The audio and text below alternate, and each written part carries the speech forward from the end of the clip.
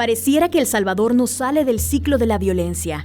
Lo que cambia con los años son los actores y las nuevas víctimas. La desaparición manifiesta las formas extremas y cotidianas de la criminalidad que marcó el pasado, el presente y el futuro de miles de familias. Empezó a pasar el tiempo y yo empecé a morirme, así prácticamente. Recuerdo que en el mes de diciembre empecé a colapsar. Crisis de nervios, colapsos. Empecé a perder fuerzas físicas. No podía caminar. Mi hermano tenía una submilpa y había venido ahí a Conjunta a comprar abono para echarle a la milpa. Y cuando iba con el abono lo agarraron y ahí lo desaparecieron por el río Jibón. Sí, habíamos ido a comer a Santa Tecla y cuando regresamos, como que si alguien lo puso en mal, pero cuando regresamos estaba la policía detrás de la casa.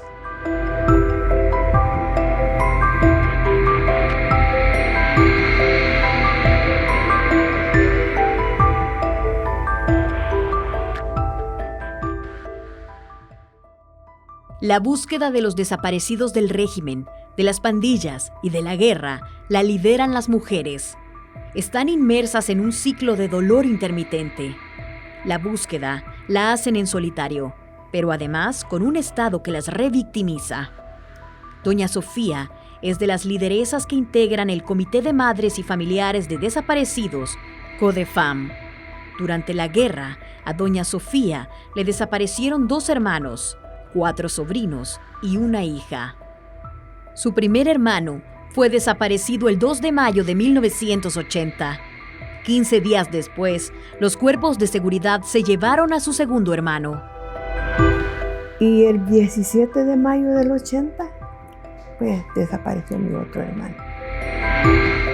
Ya, él había ido a comprar arroz y frijoles a La Ira, porque en Verapaz había un puesto de La Ira. Entró a comprar los frijoles y ahí lo sacaron y se lo llevaron también. Lo desaparecieron. Después de los acuerdos de paz, yo fui a Verapaz a preguntarle a la gente si sabían alguna gente a dónde lo habían dejado. Me dijeron que sí, en una planada, pero como ahí sembraban caña, que lo habían de morir. Las personas que no estaban de acuerdo con la política de Estado eran las personas que eran reprimidas. Dentro de ellas estaban, por ejemplo, personas que pertenecían a sindicatos, personas que pertenecían a la iglesia y no compartían estas políticas de represión. Según el informe de la Comisión de la Verdad, en la guerra fueron desaparecidas más de 8,000 personas. Antes eran catalogados como enemigos y se vinculaba a la guerrilla y hoy siempre están catalogados las mismas personas, ¿verdad? Pero también otra de las cosas importantes que lleva a la desaparición forzada es que es por causa de agentes del Estado, en colaboración de otras personas, pero que siempre son del Estado. Otro de los elementos es que se pide información al Estado de dónde es que están las personas, pero el Estado se niega a brindar información. En los años 80 estaba la Junta Revolucionaria y ellos decretaron un estado de sitio. Es lo mismo que un régimen de excepción. Y fue el 6 de marzo de 1980. Aparte de eso, este suspendía garantías constitucionales, al igual que el régimen de excepción. ¿Cuánto duró el estado de sitio? Aproximadamente 7 años. Desde 1980 aproximadamente hasta 1987. Porque nosotros siempre nos reunimos para no olvidar el pasado. Porque el que olvida la historia puede repetir lo que pasó y se está repitiendo. Como le han tapado la boca a todas, no podemos hablar nada. Recuerdo que cuando llegué a mi casa, mis hijos salieron y dejaron mamá y Joshua. ¿Dónde está Joshua? Y yo sí, en ese momento yo me quebranté. Yo perdí toda la fuerza en ese momento.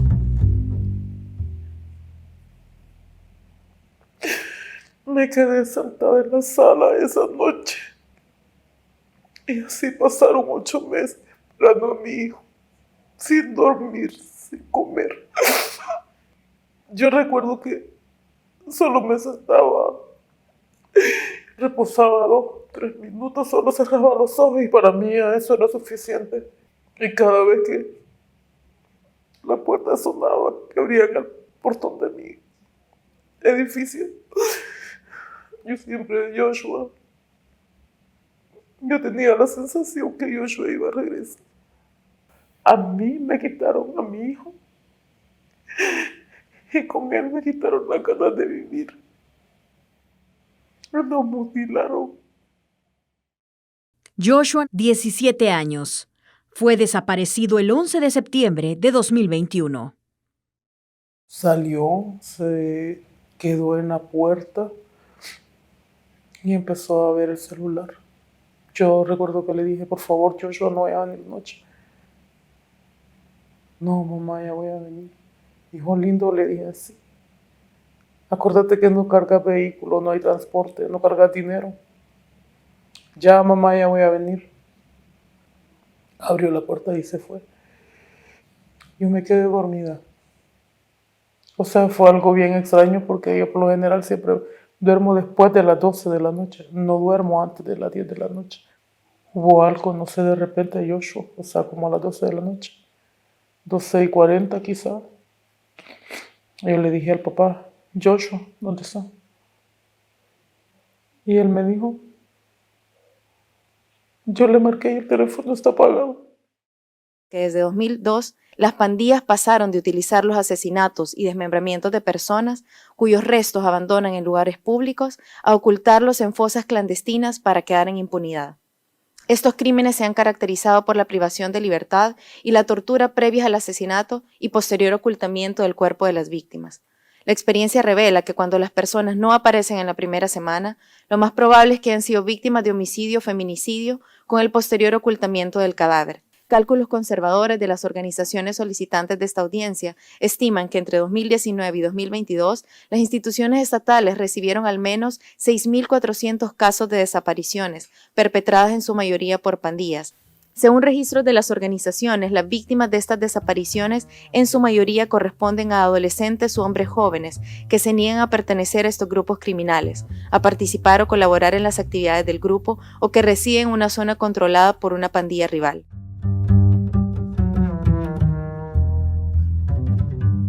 Uno de madre muchas veces alberga la esperanza, pero yo en ese momento yo sabía que a mi hijo le había pasado algo y empecé a desesperarme. Desde el momento en que Joshua ya no llegó, o sea, mi cerebro colapsó. Recuerdo que fui a la policía de San Jacinto, me dijeron que ahí no podía poner la denuncia porque era un menor de edad. Nos mandaron para Montserrat y llegamos. Yo dije que iba a poner la denuncia, les expliqué y ellos dijeron que iban a buscar a Joshua. No sé de qué manera, pero empezaron a decir, Joshua no está en el penalito, Joshua no está en los hospitales, Joshua no está en ningún lugar.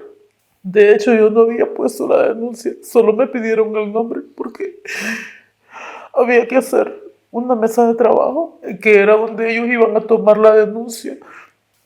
Pero los policías empezaron a decir que no, que él no estaba. Y me empezaron a decir, mire señora, váyase para su casa. Yo soy de andar jodiendo, yo soy de andar chupando con los amigos. Independientemente de lo que yo ande haciendo, le dije, sea chingando, jodiendo o chupando, como se dice, es su responsabilidad, le dije. Tomarme la denuncia, le dije. Y usted aquí no está para criticar a mi hijo, está para ayudarme a buscarlo, le dije. Es mi derecho y es mi responsabilidad como madre buscar a mi hijo, le dije. Pero es que mire, señora, me dijo, aquí todas las mamás vienen de esa manera, diciendo que su hijo no es capaz de hacer eso, diciendo que su hijo no anda haciendo eso, que su hijo no hace esto. Si los tatas, me dijo así, son los últimos en saber qué es lo que sus hijos hacen. Me molestó y le dije, mire, yo creo que usted está aquí para cumplir una función, le dije, y es de empleado. Entonces, por favor, haga su trabajo, porque yo estoy haciendo el mío como madre. Yulisa Mantilla Falcón, presidenta de la Comisión Interamericana de Derechos Humanos de la OEA, en audiencia con el Estado salvadoreño, explicó el rol del Estado en la investigación de casos sobre desapariciones forzadas durante el estado de excepción. Y cuando hablamos de desaparición forzada, el ámbito de responsabilidad del Estado, y quiero recordarlo siempre, se da, por ejemplo, cuando no se investiga de oficio. No es solamente cuando hay una denuncia. Y finalmente, quiero recordar aquí lo que ustedes dijeron, y eso también yo estoy segura que el Estado estará de acuerdo conmigo, el rol de las mujeres buscadoras. El Estado no puede descargar su responsabilidad de búsqueda en la iniciativa de los familiares, precisamente por el contexto de miedo que implica la desaparición. El lunes 19 de septiembre, Jesús Joya supo por el Instituto de Medicina Legal que su hermano, capturado durante el estado de excepción, había muerto y que lo habían enterrado en una fosa común 73 días antes. Lo supo cuando pidió en la morgue de Medicina Legal que le mostraran una fotografía de su hermano, el cual había sido registrado de forma errónea con otro nombre. Jesús había buscado a su hermano en distintos centros penales y hospitales, pero nadie le daba información de su paradero. Según el reporte de Medicina Legal, su hermano había muerto por edema pulmonar, pero una persona que estuvo detenida con él le informó a la familia que a su hermano lo habían golpeado y que había estado vomitando sangre. Según Jesús, a su hermano lo mataron a golpes, pero no pudieron comprobarlo por el entierro de su cuerpo en una fosa común. Considero que es justo que se reconozca por parte de todos los organismos de derechos humanos la falsa afirmación de que las desapariciones forzadas durante el régimen de excepción siquiera existan.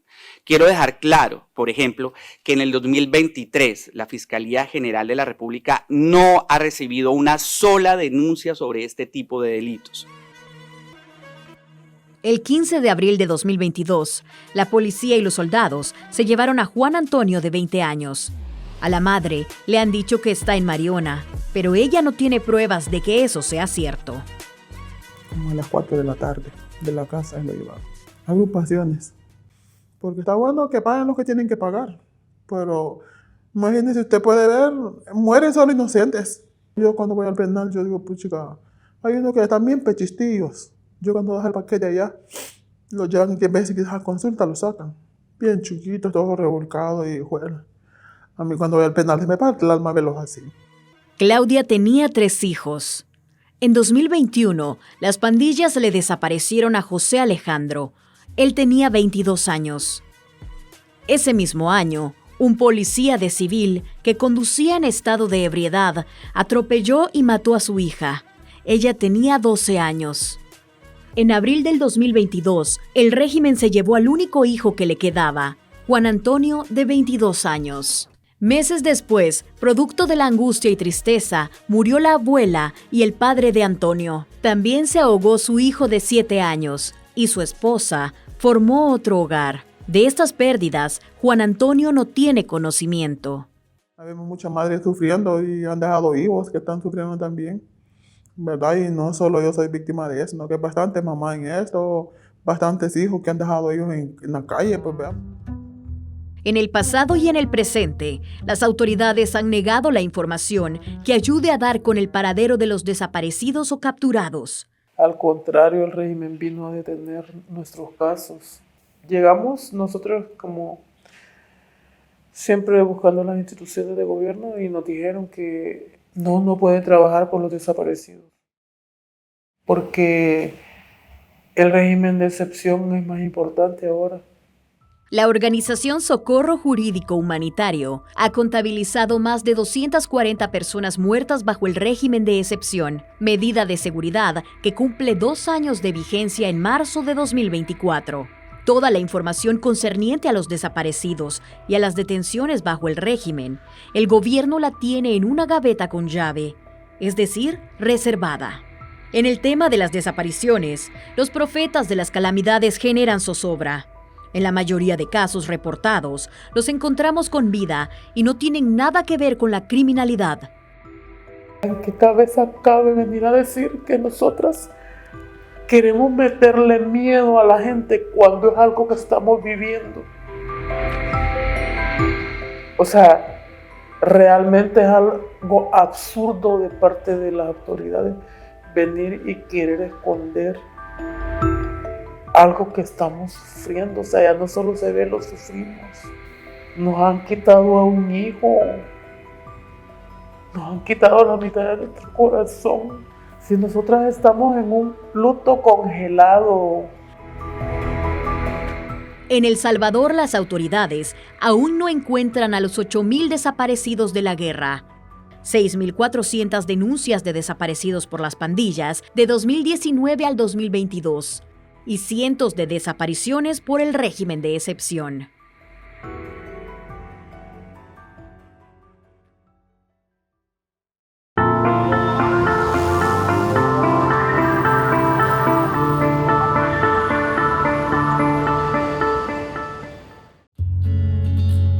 A continuación, el editorial. Somos un país de mujeres buscadoras, de madres buscadoras, que exigen saber del paradero de sus familiares desaparecidos, ya sea a causa del horror vivido durante el conflicto armado, a manos de la violencia de pandillas o a raíz de la violencia de Estado. Las desapariciones, en el contexto actual del régimen de excepción, vienen a sumarse a una situación de continua impunidad que se ha dado en el pasado, pero que continúa en el presente. El incumplimiento de las obligaciones del Estado, donde no se garantiza justicia ni reparación. La desaparición de personas, independientemente de sus responsables, debe ser prevenida, investigada y sancionada oportunamente, respondiendo de manera integral a las necesidades de las víctimas y sus familiares. Pero lo que vemos son mujeres que dedican su vida a las búsquedas con sus propios medios, mujeres buscadoras, esas que exigen respuestas y que solo obtienen silencios, y donde incluso el Estado descarga la responsabilidad en ellas.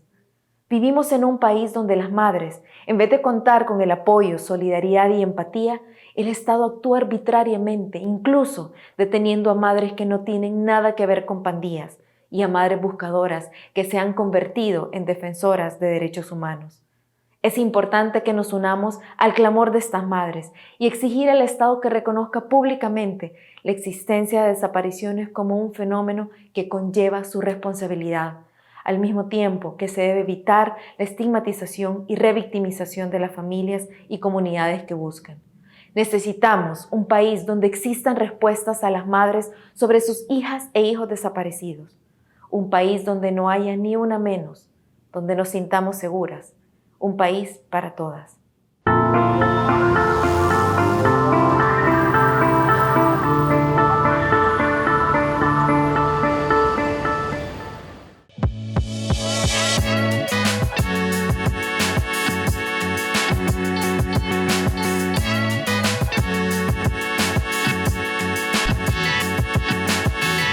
La sección de la entrevista en el siguiente segmento de Miradas.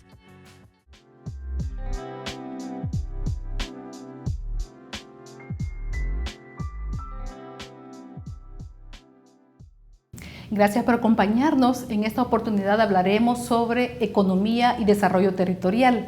Y para este tema hemos invitado a la maestra Melissa Salgado, quien es catedrática e investigadora del Departamento de Economía. Bienvenida. Muchas gracias, mucho gusto de estar acá en este programa hablando de este tema de tanta vigencia. Desarrollo territorial. Hemos visto que se ha reducido el FOES y se han reducido los municipios de 262. Hemos pasado a 44. ¿Era necesario esto para llevar desarrollo a los pueblos? Creo muy importante, primero, dar un par de antecedentes para ayudarnos a ubicar el tema de la gestión gubernamental a nivel municipal. Uno primero, y es que el gobierno local o las alcaldías representan la primera instancia estatal que tiene contacto con la ciudadanía. Y en ese sentido, considero yo que el Código Municipal establece muy claramente cuáles son las funciones que debe cumplir y atender las alcaldías, ¿verdad? Que están alrededor de la propia gestión local, alrededor de la regulación de las actividades que hay en los municipios, alrededor de la infraestructura, alrededor del apoyo comunitario también y otros servicios también que otorgan las alcaldías. Y esto es por ley, de acuerdo al Código municipal. Ahora bien, un problema del pasado que ha sido altamente señalado por varias instancias, responde mucho a la insostenibilidad fiscal de la gestión gubernamental. a nivel local. Y esto pues responde a demandas concretas, ¿verdad?, con escasos recursos, y entonces en ese contexto es que surge el FODES, y se trata de un compromiso por ley en donde se le iba a asignar determinado monto del presupuesto, de los ingresos corrientes del presupuesto. Del 10%, ¿no? Llegó incluso hasta el 10%. En el tiempo uno ve cómo va aumentando la escala de ese porcentaje hasta llegar al 10%. Así fue como llegamos al año 2020, a ese porcentaje, pero en el contexto de pandemia el FODES quedó interrumpido prácticamente un año, y la respuesta de esto fue una serie de reformas. Son alrededor de unas 9 reformas institucionales que se llevan a cabo a través de la Asamblea Legislativa, y una de las más significativas es la que usted acaba de mencionar, el recorte del 10% al 1.5%. Es en realidad una reducción muy importante, muy significativa, y sobre todo bien importante ya a la hora de analizar los datos y ver que esa reducción no afectó a todos por igual. Afectó sobre todo a aquellas alcaldías que tradicionalmente se han caracterizado por tener los mayores, la mayor cantidad de población en situación de pobreza, todas aquellas alcaldías con más problemas en cuanto a acceso a agua potable, con temas importantes de problemáticas con infraestructura, sobre todo, conectividad, escuelas, etcétera. Entonces, en verdad esta reducción no lejos de solventar problemas que son ya concretos de la ciudadanía, lo que ha hecho es, en gran medida, lo que ha pasado en gran medida ha sido como un abandono institucional importante. Y en ese sentido, entonces, o sea, a primera instancia no había necesidad de una reducción del FODES, y bastante cuestionable la reducción del número de municipios de 262 a 44, en el sentido de que lo cuestionable viene en el sentido de que, dado que no hay una solución de las finanzas públicas, ¿sí?, y solamente se reagrupan el territorio de otra manera, pues en verdad no estamos saliendo de este tema tan clave como son las finanzas públicas municipales. El gobierno creó la DOM para llevar proyectos de infraestructura a los territorios, pero ¿quién está atendiendo la parte social? Es decir, en los municipios más pobres observamos que la alcaldía incluso ayuda para la compra de un ataúd cuando ha habido un fallecimiento en la comunidad. Daba atención a guarderías para atender a los niños de muy baja edad, ¿verdad? Incluso con becas educativas. Sí. ¿Quién atiende esta área, puesto que ahora las municipalidades casi que no tienen recursos? Con todo este reacomodo de la finanza municipal, lo que observamos en la investigación, porque estoy hablando de una investigación de la que he formado parte, lo que observamos es que en efecto, dentro de esta reforma fue la creación de la DOM, y la DOM en sentido práctico le quita no la función, o sea, la función sigue por código municipal de las inversiones, no pero se han la DOM, derogado los códigos municipales. Eso no se ha reformado, exacto, pero en términos prácticos le quita los recursos destinados a la inversión por parte de las alcaldías. Entonces, en realidad lo que observamos también es una enorme ambigüedad, un vacío legal importante, en el sentido de que cuando pasa algo en concreto de infraestructura, ¿quién debe de atender? Y así hemos visto varios casos, por ejemplo, los incendios de mercados, que muchos de ellos, esos ¿cómo se llama? La reparación de esos mercados todavía siguen en espera, ¿verdad? Porque pues, ¿a quién le corresponde atender a un tipo de caso como ese?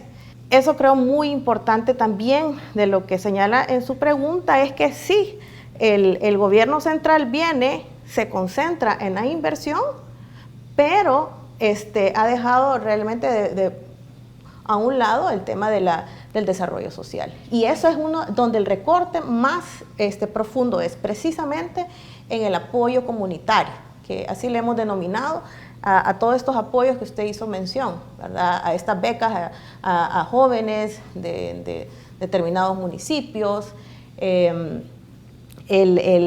incluso canastas básicas alimentarias para la gente más necesitada. Sí, también, ¿cómo se llama? La pensión universal también para los adultos mayores y este otro tipo de servicios que en realidad era como la parte más cercana de la alcaldía con la ciudadanía, lo que usted hace mención de los apoyos cuando alguien fallecía, otro tipo de apoyo, fíjese que llamó mucho la atención, una noticia de que una alcaldía apoyaba en el transporte escolar de un cantón a la escuela más cercana.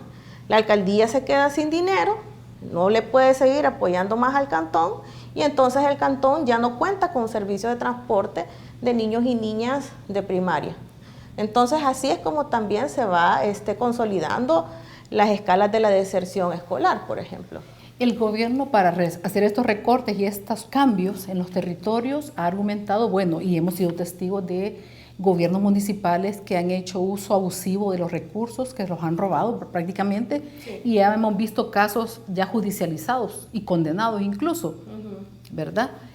Se han corregido estos problemas estructurales en los territorios, por ejemplo, de baja gestión en las administraciones de los consejos, sí. Los casos de corrupción que se señalaron o sencillamente se dejaron de lado y no se han abordado como debió haber sido. Muy importante que lo ponga usted en la mesa porque muchas veces se cae bien rápido en este tipo de argumentos, de que si estoy opinando del presente es porque estoy validando el pasado.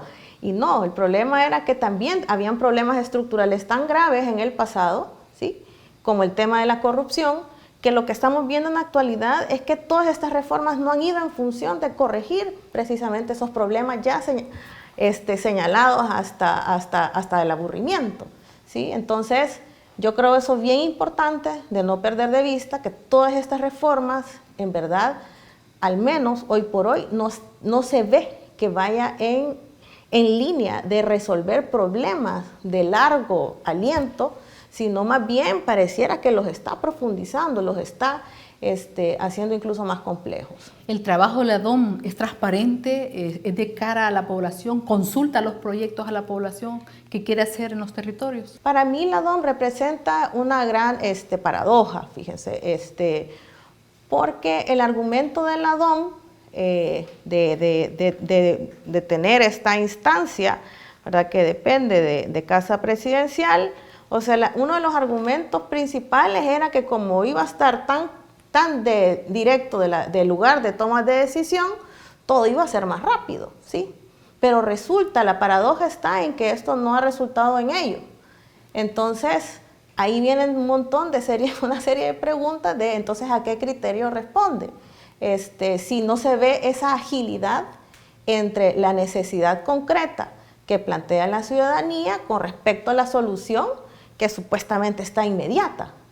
Y yo creo eso como bien importante de señalar, que no ha significado una agilización en la coordinación de resolver problemas, incluso de infraestructura, que es solo ahí donde se ha concentrado. Y pues también llama la atención de que hayan declarado, por ejemplo, sus informes laborales bajo reserva de 7 años. Entonces también las preguntas más bien siguen planteándose de por qué, ¿cómo se llama? No puede ser pública esa información, ¿verdad? Pero al final entonces todos estos cambios, todas estas reformas, ¿a qué han obedecido en la realidad? Porque la gente no está siendo atendida en sus necesidades sociales, y los proyectos de infraestructura, la DOM no es capaz de atender todas las necesidades de todo el territorio. Y hasta ahorita parece ser que de las respuestas más, quizás más obvias, responde mucho a estrategias de concentración de poder, a estrategias también electorales, ¿verdad? Y no tanto a criterios de cumplir necesidades básicas y de calidad de vida de la ciudadanía municipal. De cara a que ahora pues comenzarán a funcionar los 44 nuevos consejos municipales a partir del 1 de mayo, cuáles un poco las expectativas que se tiene desde la academia, puesto que lo que vemos que se avecina, por un lado, es la concentración de los territorios y no necesariamente la atención directa a las necesidades de la ciudadanía, que es la que se aboca a estos gobiernos territoriales. Es decir, cómo dar luces de lo que nos esperaría a las poblaciones que viven, sobre todo en aquellos territorios más, con más pobreza, ¿verdad? Y que no tienen de dónde sacar recursos para financiar esas necesidades que por hoy no están siendo atendidas. Nosotros lo que vemos en realidad es como un tremendo desafío, ¿verdad? Va a ser un tremendo desafío esta nueva reagrupación en términos de la propia gestión, porque en realidad lo que va a pasar es que van a ser más demandas concentradas, ¿sí? ¿Cómo se llama? En equipos que no sé qué tan grandes lleguen a formarse, porque parece ser que todo esto de los consejos municipales no ha sido reformado. Entonces va a haber realmente va a haber una gran complejidad en la gestión gubernamental y las necesidades van a estar ahí. También vemos el desafío de que como no hay ningún cambio significativo en cuanto a las finanzas municipales, sino más bien la alerta de que la deuda municipal va incrementándose y que incluso los municipios con más ingresos están destinando más de sus recursos para pagar deuda. Entonces eso también significa recortes importantes en otras áreas de gestión. Entonces en realidad nosotros vemos muchos desafíos y quizás las oportunidades vienen más de la mano con respecto a capacidad de organización ciudadana, ¿verdad? De poder demandar de forma clara cuáles son sus principales necesidades y quizás establecer relaciones, ¿verdad?, importantes con la cooperación internacional, con otras instancias, a lo mejor, ¿verdad?, para otras ONGs también, ¿verdad?, que puedan suplir estos otros servicios, estos vacíos que han quedado, ¿verdad? Y bueno, la verdad es que sí vemos como un panorama bastante complejo, sobre todo porque hay demasiados indicios de que puede haber un proceso más profundo de desigualdad territorial. Bueno, licenciada, gracias por sus aportes. Sin duda es un tema que nos reta a todos de cara a lograr ese desarrollo colectivo de los pueblos, ¿verdad? Así que gracias por sus participaciones. Muchas gracias por la invitación también. Bueno, gracias a ustedes que nos han acompañado y continúe con nosotros.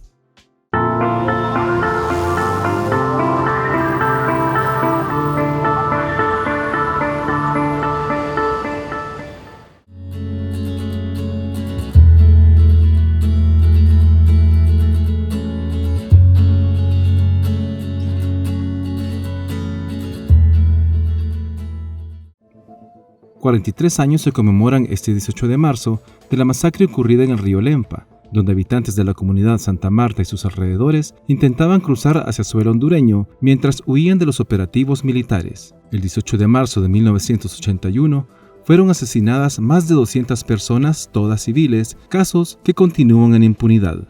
Esperamos y no nos cansaremos durante podamos y tengamos vida de seguir exigiendo que el Estado es el único responsable de ese cruel sufrimiento que tuvimos y que aún seguimos manteniéndolo.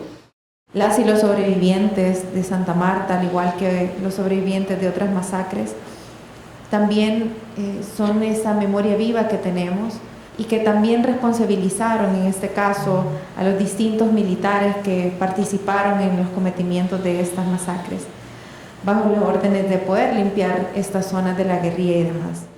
Los habitantes de la comunidad de Santa Marta lamentan el engaño de la Fiscalía General de la República, instancia que envió investigadores a pedir información sobre lo ocurrido en la masacre del río Lempa. Lejos de abrir una investigación seria que llevara al conocimiento de la verdad, la justicia y la reparación de las víctimas y sus familiares, lo que hicieron fue llevarse presos a 5 líderes de la comunidad, acusados de cometer un asesinato durante la guerra sin presentar pruebas. Políticamente no conviene. Eso significa que, por ejemplo, los autores intelectuales y materiales, hay una necesidad de protegerles. En cambio, por el otro lado, pues hay un interés me refiero a nuestros compañeros, de un interés político, que son las intenciones de reactivar los proyectos mineros en El Salvador. Es lo que lleva pues a armar un caso penal contra nuestros compañeros en una intención de allanar el camino para que las transnacionales puedan tener menos resistencia al desarrollo de estos proyectos.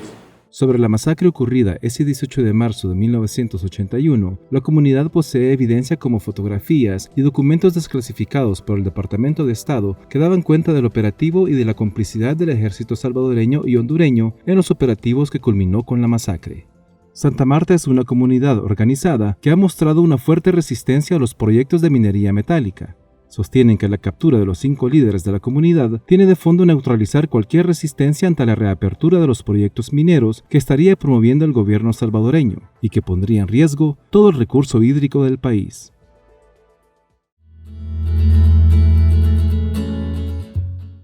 El pasado viernes 15 de marzo, desde el Auditorio Elba y Celina Ramos de la UCA, se llevó a cabo el conversatorio titulado Ayer Represión, Hoy Resistencia.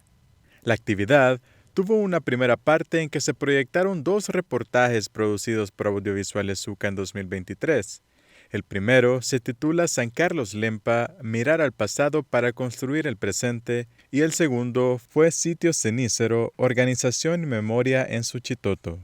Luego, en el conversatorio participó Arnoldo García Cruz, presidente de la Asociación de Desarrollo Comunitario de San Carlos Lempa, Maritza Ayala, encargada del Centro Comunitario de Promoción a la Educación, el Arte y la Cultura del Sitio Cenícero Suchitoto, y Rogelio Miranda, presidente de la Asociación de Desarrollo Comunal de Sitio Cenícero, quienes hablaron sobre la importancia de la lucha por la memoria histórica en El Salvador desde sus experiencias. ¿Por qué la memoria histórica estamos dándole tanta relevancia? Porque las nuevas generaciones ya no saben ni cómo llegaron a donde están. No hacemos nuestra la historia de nuestros abuelos, de nuestros papás, porque queremos llegar, bueno, el adulto mayor la vivió, es su historia. No, también es parte de nuestra historia. Es bien complicado trabajar con las nuevas generaciones hoy en día y que la tecnología está sobre todo, sobrepasando los niveles de conciencia social y sensibilidad a las necesidades de aprendizaje. O sea, porque una cosa es aprender haciendo y otra cosa es ya aprender consumiendo lo que ya está hecho a través de la tecnología. El conversatorio fue organizado por el Instituto de Derechos Humanos de la UCA en el marco de la conmemoración del martirio de San Romero y Rutilio Grande. No se pierda la próxima emisión de su programa Miradas. El agua es un bien común y por eso es importante cuidarlo, porque además el uso prioritario del agua es el consumo humano. Por esa razón es que tener el acceso al agua es sumamente importante para las comunidades.